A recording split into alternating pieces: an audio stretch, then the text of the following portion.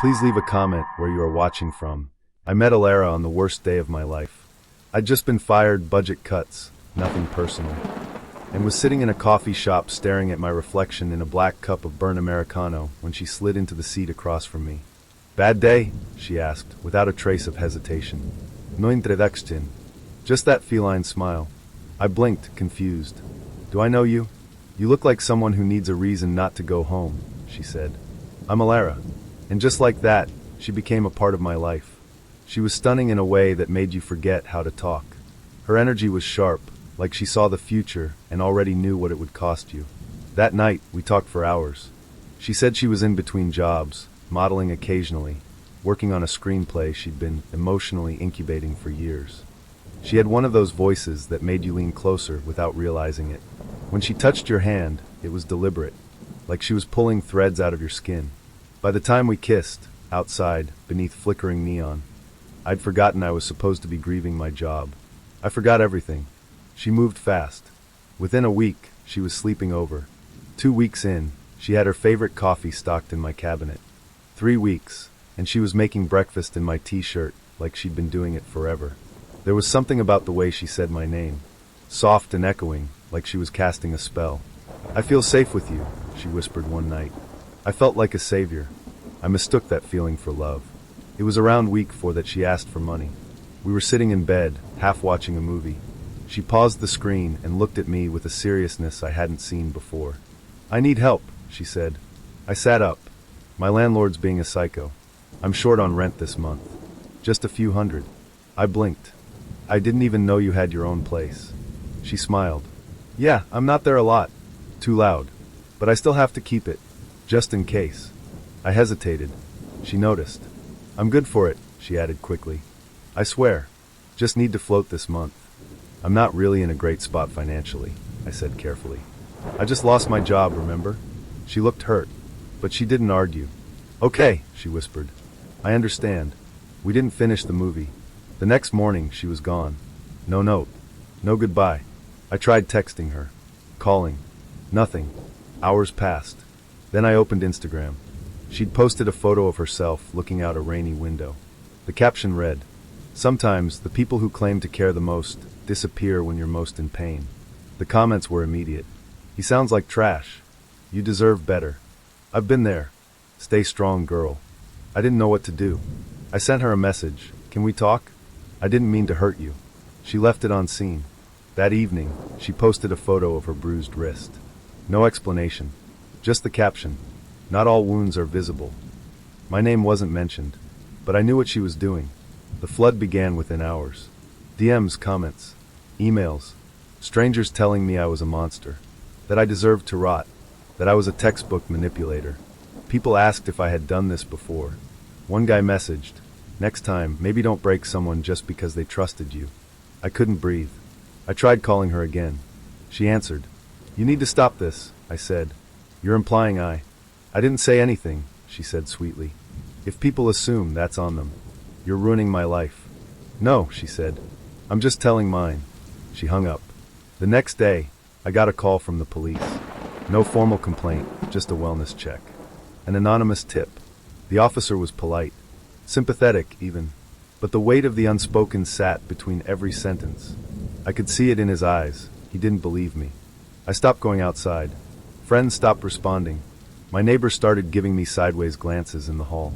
I tried to explain, to post my side, but the moment I did, I got accused of gaslighting, of victim blaming, of trying to silence a survivor. Alara posted again. He hit me with his silence. That was the line. It spread like wildfire. Within hours, someone made a graphic of her quote with a photo of her face and the words, "Silence is still violence." I was tagged in every repost. I got fired from a temp job I'd just started. They didn't even pretend it wasn't related. "You're a risk," the HR manager said. "I'm sorry." The same day, I found a note slid under my door. "You can't hide behind your clean record forever." I tried to track her down, go to her building, but when I arrived, her name wasn't on the intercom. I checked the leasing office. "She moved out," the receptionist said. "Left suddenly. Didn't leave a forwarding address." The apartment was wiped clean. But when I got home, I found an envelope on my desk. It hadn't been there that morning. Inside, a single piece of paper. If you'd just paid the rent, this wouldn't have happened. I stopped sleeping. My chest constantly felt like it was caving in. I started seeing a therapist, but even she looked at me with suspicion when I explained the situation.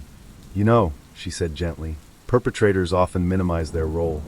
I stopped going after the third session. A few months later, a woman reached out to me. Her name was Cass. She'd seen one of the threads accusing me. But instead of joining in, she searched deeper. She found that Alara had pulled similar stunts before, always just vague enough to escape consequences. Always leaving just enough implication to burn someone's life down without ever stepping into court. She did it to my brother, Cass said. Almost the exact same script.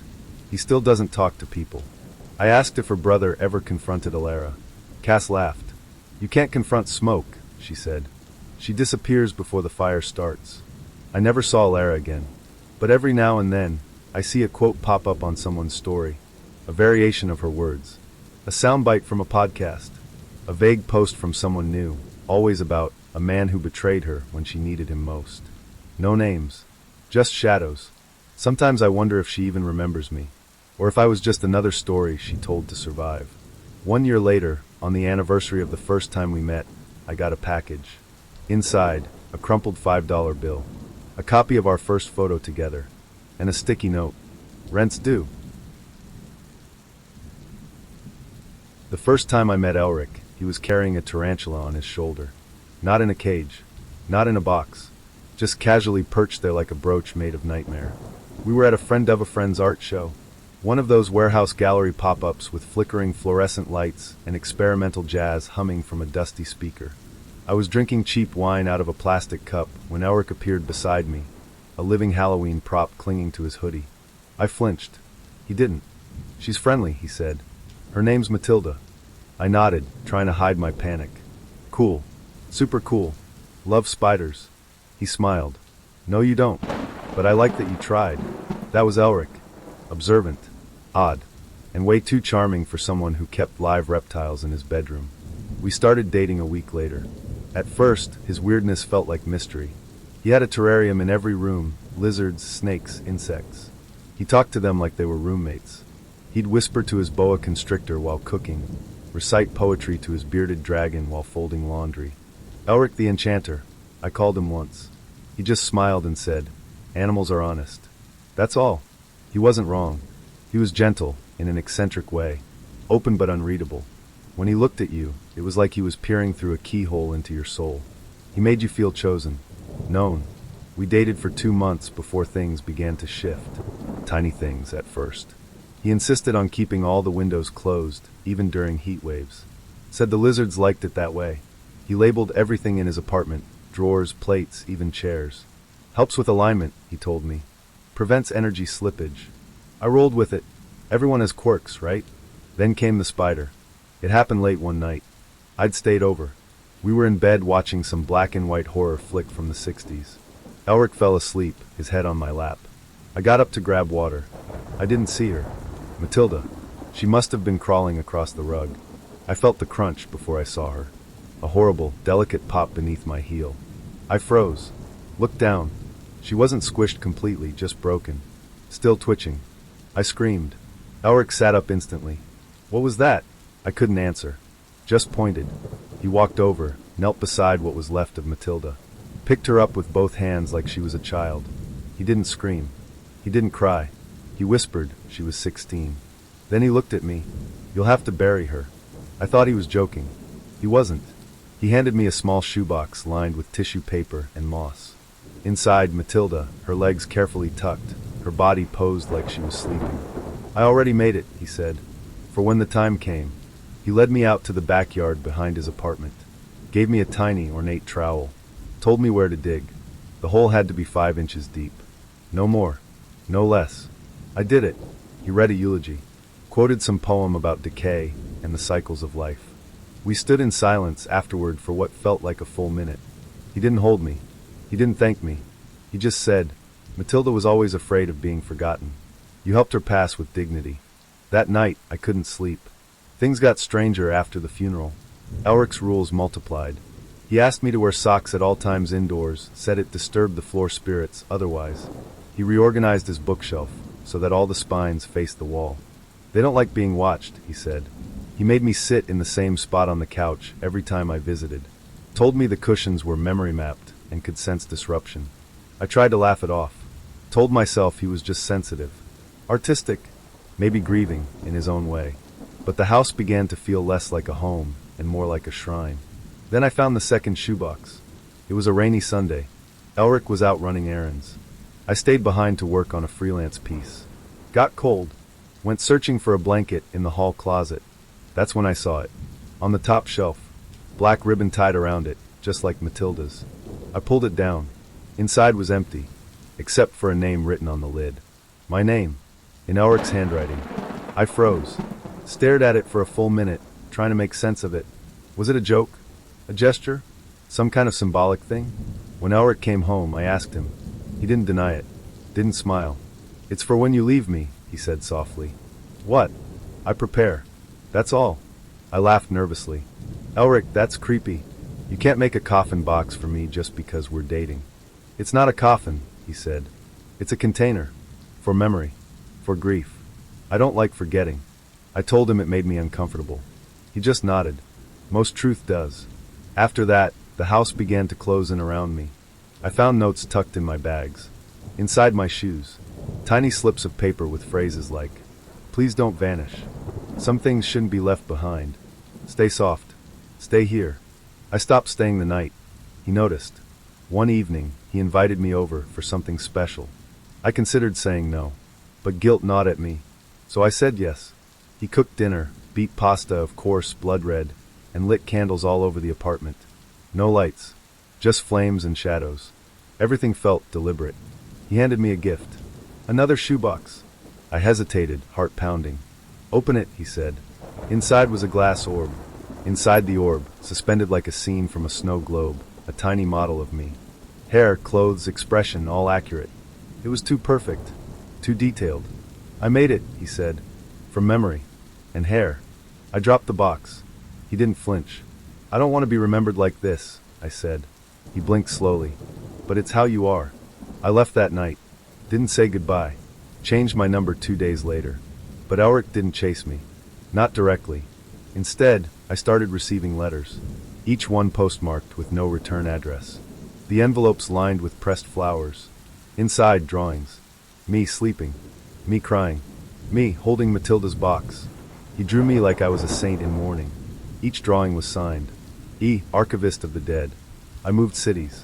New apartment. New friends. New job.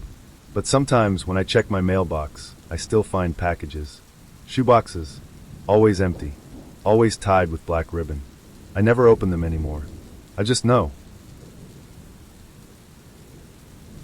Destina was the kind of person who made you feel lucky just for being near her. The first time I saw her, she was in line ahead of me at a food truck, balancing a phone on her shoulder, a coffee in one hand, and a tote bag sliding down her arm. She turned to me with this bright, exasperated grin and said, "If I drop dead, promise me you'll finish my falafel." I laughed. She winked. And somehow, 5 minutes later, we were eating together on the curb like old friends. By the end of that week, we'd had 3 more spontaneous meetups and 1 proper date. By the end of the second, I was falling. Destina was fire and velvet, charismatic, chaotic, and endlessly distracting. When she talked, she demanded the world's attention. She told stories like they were confessions. Her past was always just blurry enough to sound fascinating. She never asked for permission. She expected yes like the weather expects rain. And I gave them. All of them. At first. I planned her birthday dinner because she didn't believe in planning for herself. "It's more special when someone else cares," she'd said, twirling a piece of hair around her finger. "That way it means something." So I booked the table. A cozy little restaurant, intimate, fairy lights, candles on each table. I made the reservation for 6. She said that was perfect. Just close friends. I picked up the cake myself. Even got the flowers. Wore my best shirt. She was 35 minutes late. When she finally walked in, she wasn't alone. She wasn't even with 5 other people. She brought 17. 17 people. I counted. They flooded in like a wedding party. Loud. Laughing. Throwing their arms around her like they'd missed her for a decade. They took over half the restaurant. Tables were pulled together, chairs dragged across the floor, confused servers scrambling to adjust. I stood up, stunned, and Destina kissed me on the cheek. "You're amazing," she whispered, like I'd known all along. I didn't want to make a scene, so I smiled. I nodded at her friends, said hello, shook hands, sat down and let it all happen. They ordered everything. Wine, appetizers, a round of oysters, more wine, more plates. Someone asked for an off-menu dish, and the waiter just blinked and said they'd see what they could do. I sat there in the middle like a prop. Someone even asked if I was the event planner. I laughed. Too hard. Destina didn't sit beside me. She bounced between conversations, posed for pictures, clinked glasses, told stories that didn't include me. I caught her looking at me once. She gave a thumbs up and mouthed, "You're doing great." When the check came, it was slipped discreetly beside me. The waiter didn't ask. He just placed it in front of me like I'd already signed the contract. I didn't even look at it at first. Just stared at the little leather folder. My name on the reservation. My world tilting. Then I glanced at the number. I had to blink twice to make sure I wasn't hallucinating. It was almost $900. I swallowed hard.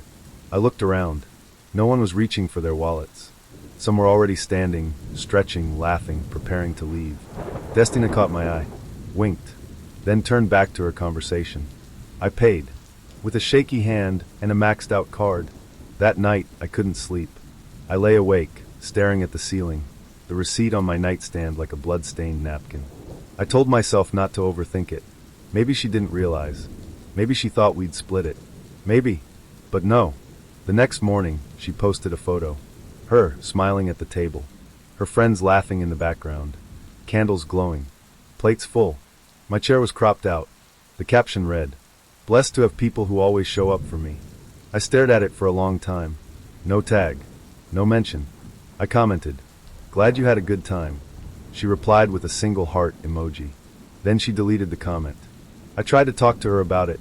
Told myself I needed closure. Or maybe just a refund. We met for coffee. She looked radiant, like nothing had happened. She thanked me again for being such a rock star, and said her friends loved the vibe. I said carefully, "You didn't tell me there'd be that many people." She blinked, sipped her latte. "I figured you could handle it. You didn't offer to help pay." She smiled. "You're the one who invited us." "Us?" She shrugged. "Don't twist it. I want to understand what that night was to you." "You're making this weird," she said softly. "It was a beautiful night. Why ruin it with numbers?" I didn't see her for a while after that. I tried to move on, forget the whole thing. But she didn't make it easy. A few weeks later, I ran into someone from the dinner. A woman named Freya, who'd sat beside me that night. She looked surprised to see me. "Oh," she said. "I thought you moved." "I didn't." She smiled awkward. "Weird. Destina said you ghosted. That you blocked her." I blinked. "No, that's not what happened." "Yeah, she said you couldn't handle being with someone in the spotlight. That it intimidated you." My stomach dropped. What else did she say? Freya looked uncomfortable. That you got weird. Controlling. Didn't like sharing her. I left that conversation shaking. I tried messaging Destina. She left me on read. The next day she posted a tweet. "Some people can't love you unless they're the only one who matters. Their love comes with receipts." I became a punchline. A ghost boyfriend. The bitter ex who couldn't handle a queen. Every time I tried to defend myself, it looked worse. More desperate. So I stopped. But I started noticing something. It wasn't just me. A bartender I knew, he dated her briefly, told me she once brought him to a family dinner, then left him with a check after introducing him as her driver. Another guy said she'd used his credit to lease a car, just temporarily, then ghosted him before the second payment. There were patterns, but no one cared, because Destina was untouchable. She floated through lives like perfume, left people gasping and dizzy, then disappeared. Months passed. I still saw her now and then, on mutual friends' stories, at parties I avoided, always glowing, always loved. Then one night I got an envelope under my door. Inside was a photo of that dinner, uncropped. There I was, sitting at the edge of the table, shoulders tense, eyes hollow. A ghost at my own party. On the back she'd written, "You'll always be part of something bigger than you." That night, I took the receipt from my drawer, folded it into a paper crane, and set it on fire. I watched it curl and vanish, and promised myself, never again. Brenna Faye had a laugh like a knife through velvet. She was my best friend. Always had been. We met in 8th grade over a shared hatred for cafeteria chicken nuggets. She was bright, too bright. The kind of person who filled up rooms and shut people down with a glance. I was the quiet one, the sidekick, the shadow to her glittering sun. And I didn't mind. Not for a long time. We did everything together. Slept over at each other's houses, watched movies under a shared blanket, wore matching bracelets made of broken guitar strings and red thread. When I got my heart broken at 16, she said, "You don't need anyone. You have me." I believed her. Even when we drifted to different colleges, different cities, different timelines, I always thought we were safe. Untitled. Tyron was warmth in a denim jacket. I met him at a bookstore, of all places. He offered to help me reach a copy of The Bell Jar, which felt both ironic and intimate. We started dating a few weeks later. He was sweet, curious, always asking questions. He made playlists for every mood, drew tiny doodles on napkins, and slipped them into my coat pockets. With him, I felt whole. Naturally, I introduced him to Brenna. It was like watching two puzzle pieces snap into place. They got along too well, laughed a little too hard at each other's jokes, shared looks I didn't understand, but I told myself not to be paranoid. They were both flirty, both bold. I was just being sensitive. That was what Brenna always said about me. "You feel everything too loud," she'd whisper, like it was a compliment. The first real crack came on a random Thursday. Tyron left his phone on the couch while he showered. It buzzed once, twice, then kept going. I didn't mean to look. I didn't. But curiosity is a cruel little thing. The name on the screen said B. The messages. Thinking about last night. "You smell like autumn. Miss you already." Then a selfie. Brenna, wrapped in sheets. Hair wild. Smiling. I stared at it for a long time. Not because I didn't believe it, but because I did. I didn't scream. Didn't cry. Didn't throw the phone across the room. Instead, I waited. Waited for Tyron to step out of the shower, towel slung low, face glowing with steam. I asked him calmly, "Do you love her?" He blinked. "What?" "Brenna. Do you love her?" He sat on the bed. Looked away. "She understands me better," he said quietly. That was it. That was the sentence. I left that night. Packed a bag, ignored his calls, turned off my phone. I walked until my legs went numb, then sat in a park until dawn broke like a bad promise. Brenna messaged me the next day. "You were always too sensitive." No apology. No guilt. Just those 6 words. Like my heartbreak was a flaw in me, an overreaction. Like I was the problem for feeling betrayed. I blocked them both. Tried to erase them. But grief doesn't respond to logic. It doesn't care that someone told you it wasn't that serious or that love is messy. It just sits in your lungs and grows teeth.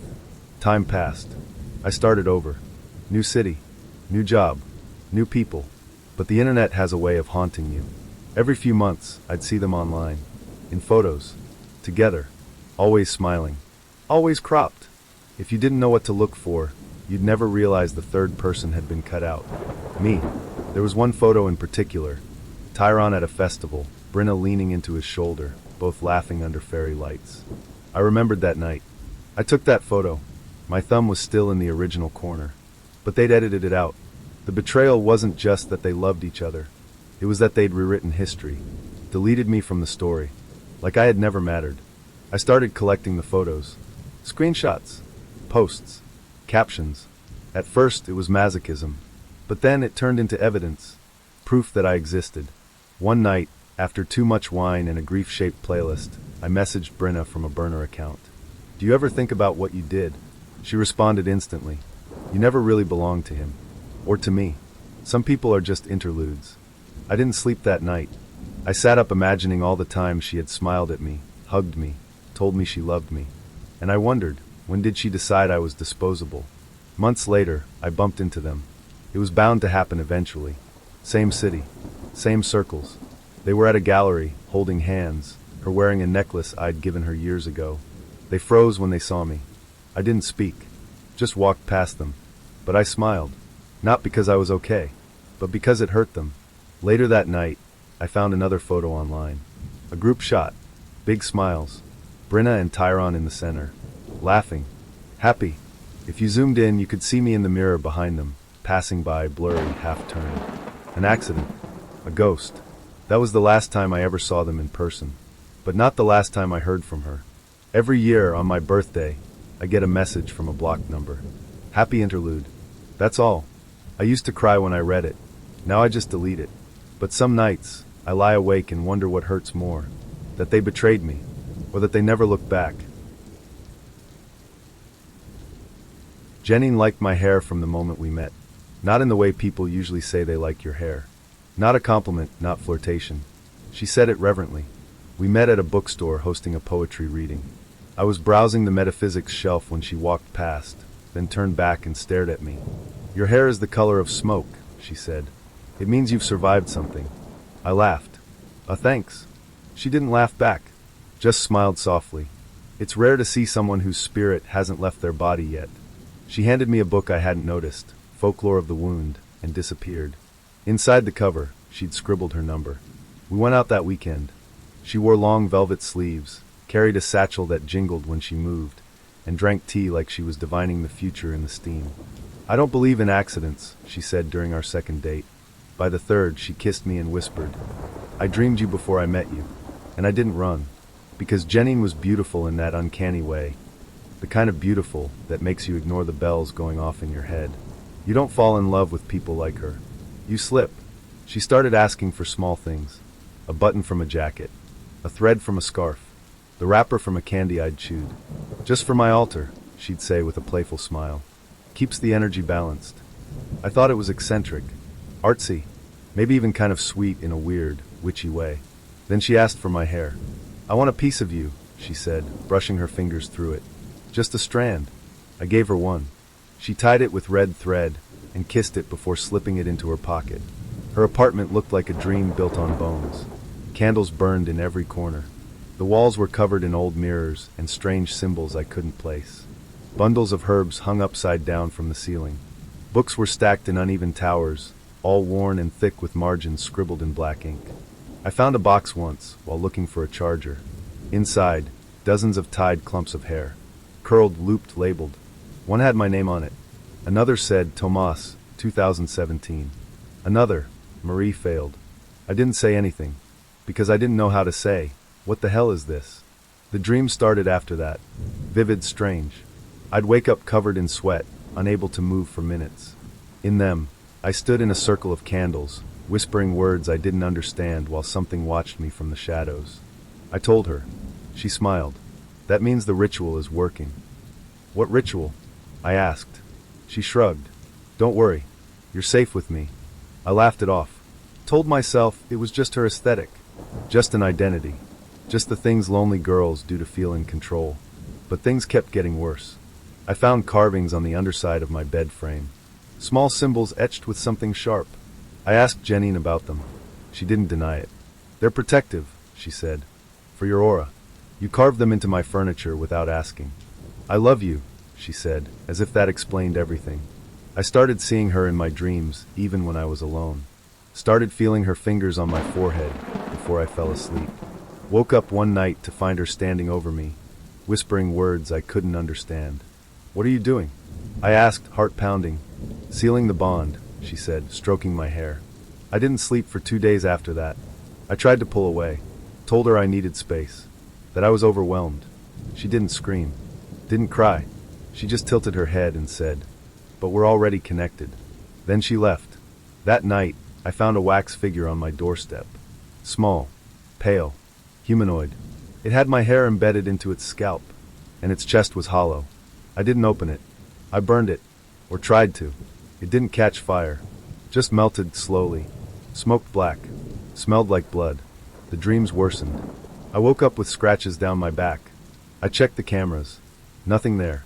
I started hearing whispers in the walls. Felt something shift in my apartment at 3:33 a.m. every night. Lights flickered. Candles I hadn't lit would burn out on their own. I bought sage, salt, crosses. Nothing helped. I moved. But Jenny found me. She left a package outside my new place. Inside, a new wax figure.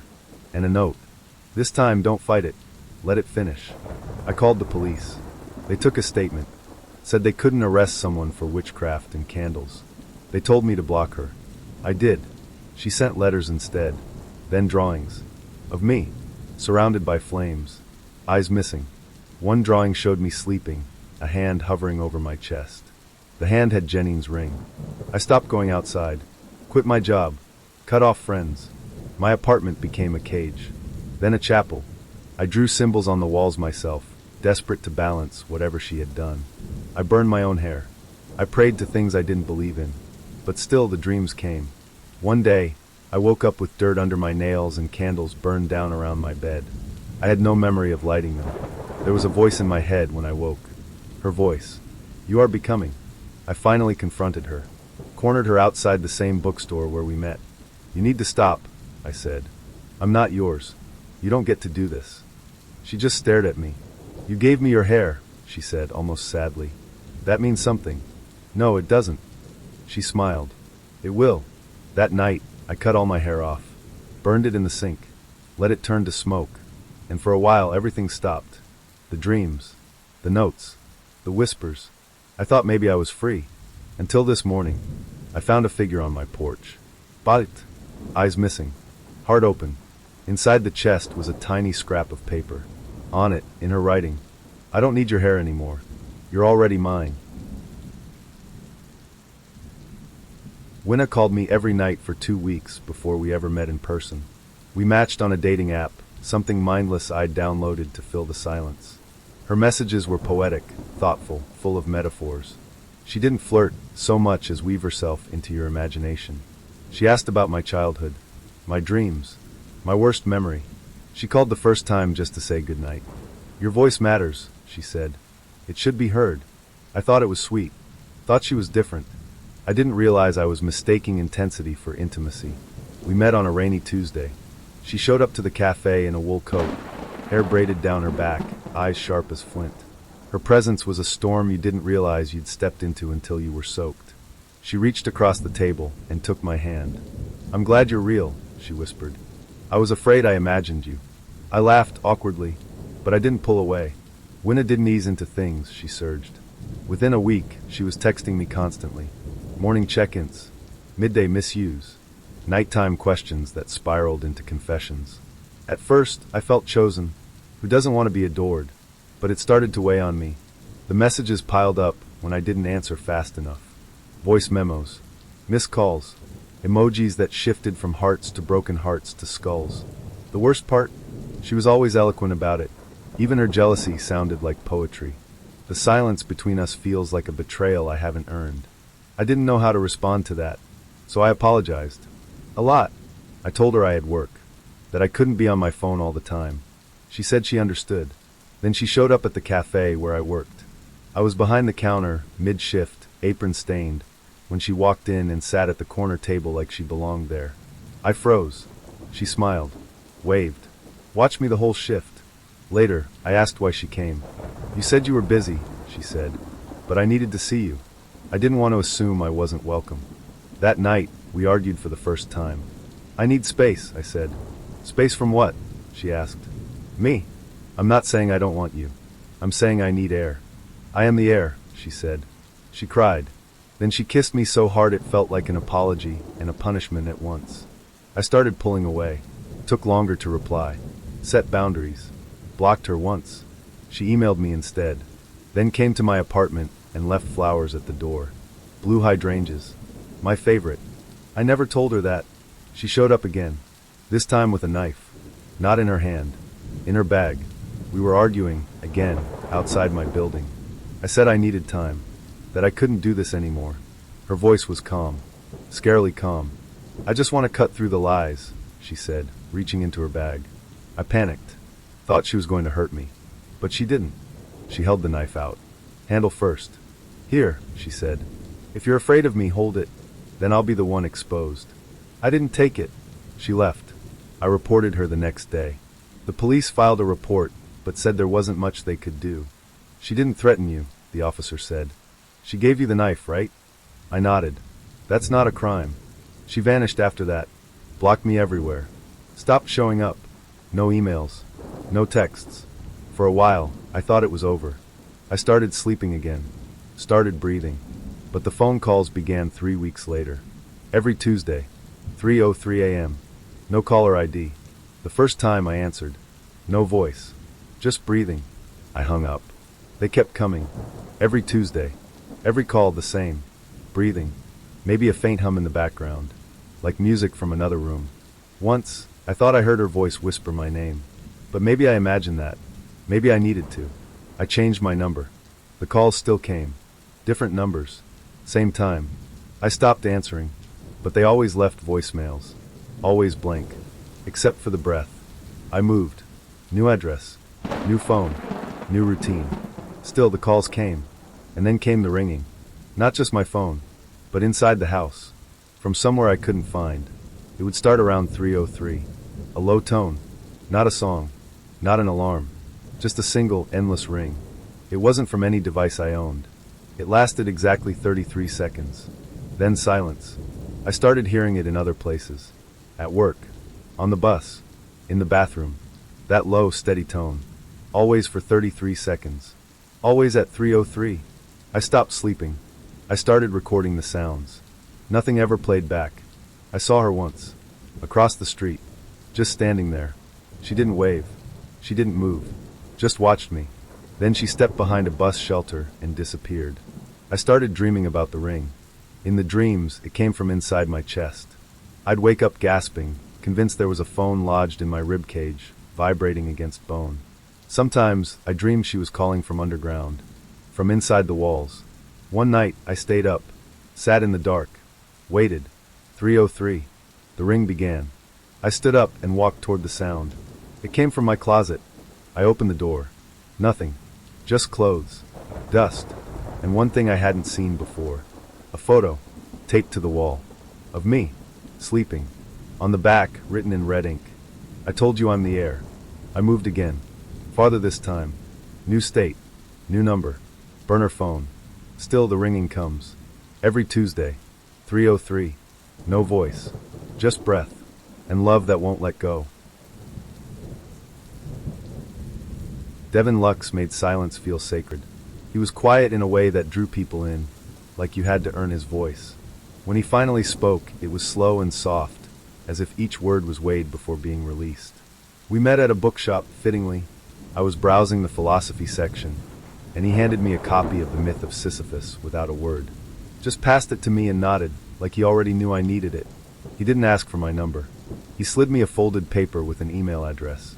His first message read, "I like that you don't fill space needlessly." I thought it was romantic. Devin believed that most people spoke too much. It dilutes meaning, he told me over tea. Noise is the enemy of truth. So I started speaking less around him. Not because he asked me to, but because the quiet with him felt correct. Heavy but clean. Like a confession you don't realize you're making until after the echo dies. I told myself he was meditative, present, peaceful, but Devin didn't bring peace. He brought quiet, and then he hollowed it out. It started with little things. He'd flinch when I laughed too loud. He'd wince if I played music while I cooked. One night, he turned to me and said, "You talk in your sleep. It's disruptive." I apologized. I didn't know what else to say. He smiled and kissed my forehead. "Don't worry," he said. "We'll smooth the edges." Over time, everything got softer. I stopped playing music, started using earbuds when I watched videos. I learned to hold my breath when I cried. He said I was growing, that I was learning to listen to the deeper layers. His apartment helped with that. There were no clocks, no TV, no windows that opened. Thick rugs, thick curtains, thick walls. It felt like being inside a padded box. One night, I said I missed the sound of the rain. He said, "That's not rain. That's just your need to feel filled." I told him I was going to visit my sister, just for the weekend. He said nothing, just stared. Then finally, "You'll come back quieter." After I returned, he said I sounded different. "You picked up noise again," he said. "But it's okay. We'll work it out." I laughed nervously. He didn't. He handed me a small velvet pouch. Inside, silicone earplugs. "They're for the world," he said. "Not for me." He kept his voice low always. I started mimicking him. I didn't notice I'd begun whispering to friends. That I no longer played my favorite songs out loud. That I hesitated to answer the phone. When I did, he'd say, "Why let their sound inside you?" He called it purity. Silence is love. Stillness is intimacy. He said, "Noise is selfish. Stillness is communion." One night, I realized I hadn't heard my own voice in almost a day. That scared me. I looked in the mirror and whispered my name. It sounded wrong, like a radio slightly out of tune. That night, I dreamt Devin opened me up and removed my vocal cords like tangled ribbon. He said, "There. Now you'll never need to apologize." I woke up gagging. There was nothing in my mouth, but on my nightstand was a note. Some dreams teach more than reality. I hadn't told him what I dreamt. I found the quiet room a few weeks later, hidden in the back of his apartment. Soundproofed, windowless, empty, just a chair, a journal, a shelf of my belongings, things I hadn't realized were missing. A scarf, a photo, a notebook. The door had no knob on the inside, just a button labeled silence. When I asked him about it, he said, "It's a retreat, a gift, for when you're ready." I left that night, didn't pack, didn't say goodbye, just walked into the city and let it swallow me with sirens and chatter and the rattle of subway cars. It felt like drowning, then breathing. I changed my number, moved, lived with noise again, laughed again, but something stayed. Sometimes I dream of the quiet room. Sometimes I wake up and realize I've gone hours without speaking. Sometimes I whisper things just to make sure I still can. Last week, a package arrived at my new place. No return address. Inside, a recording. Static. Then Devin's voice. "You were most beautiful when you were still."